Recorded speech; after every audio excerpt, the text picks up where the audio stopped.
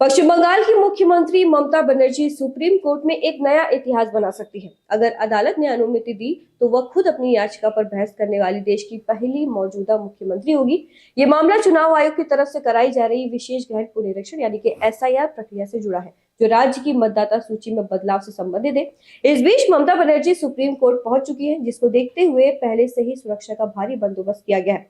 PTI के मुताबिक ममता बनर्जी ने अपनी याचिका में मांग की है कि पश्चिम बंगाल में चल रहे मतदाता सूची की पूरी प्रक्रिया रद्द की जाए और 2026 के विधानसभा चुनाव केवल 2025 की मौजूदा मतदाता सूची के आधार पर कराया जाए। उनका कहना है कि एसआईआर के नाम पर बड़ी संख्या में सही मतदाताओं के नाम हटाए जा सकते हैं, जिससे लोगों का वोट देने का अधिकार छिन सकता है।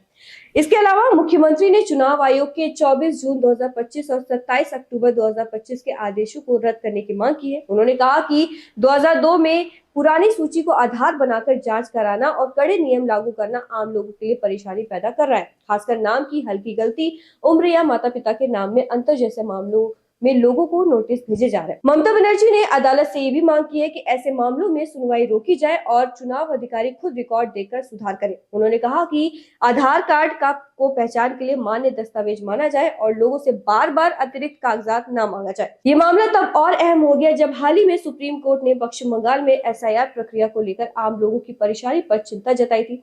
अदालत ने चुनाव आयोग को निर्देश दिया था कि पूरी प्रक्रिया पारदर्शी, सरल और मतदाता हितैषी होनी चाहिए। कोर्ट ने यह भी साफ कहा कि किसी भी योग्य मतदाता का नाम गलत तरीके से नहीं कटना चाहिए।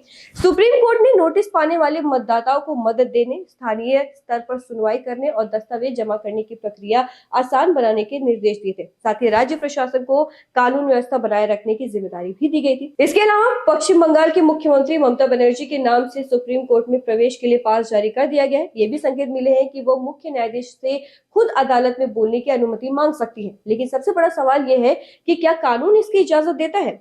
ममता बनर्जी ने कानून की पढ़ाई की है और उनके पास एलएलबी की डिग्री है, लेकिन सिर्फ एलएलबी होना अदालत में वकील की तरह बहस करने के लिए काफी नहीं होता। भारत में अदालत में केस लड़ने और जज के सामने दलील देने का अधिकार एडवोकेट्स एक्ट 1961 और बार काउंसिल ऑफ इंडिया के नियमों के तय होता है। इसलिए कानूनी रूप से वो प्रैक्टिसिंग एडवोकेट नहीं है, बल्कि सिर्फ कानून स्नातक है। इसका साफ मतलब ये है कि ममता बनर्जी सुप्रीम कोर्ट में वकील के रूप में बहस नहीं कर सकती।